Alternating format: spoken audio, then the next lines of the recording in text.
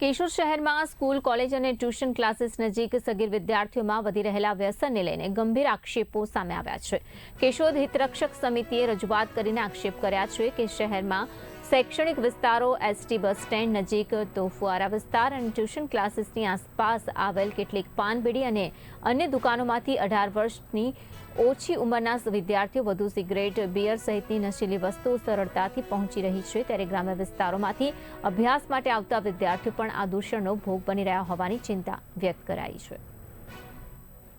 કેશોદ શહેરની અંદર વિવિધ શાળા કોલેજો આવેલી હોય, જેની અંદર ગ્રામ્ય વિસ્તારના તેમજ આજુબાજુના તાલુકાના વિદ્યાર્થીઓ અભ્યાસ કરવા માટે આવતા હોય છે। આ વિદ્યાર્થીઓ એસટી બસ દ્વારા અપડાઉન કરતા હોય, જેથી કરીને આવતી વખતે અને જતી વખતે બસ સ્ટેન્ડની અંદર રોકાતા હોય છે।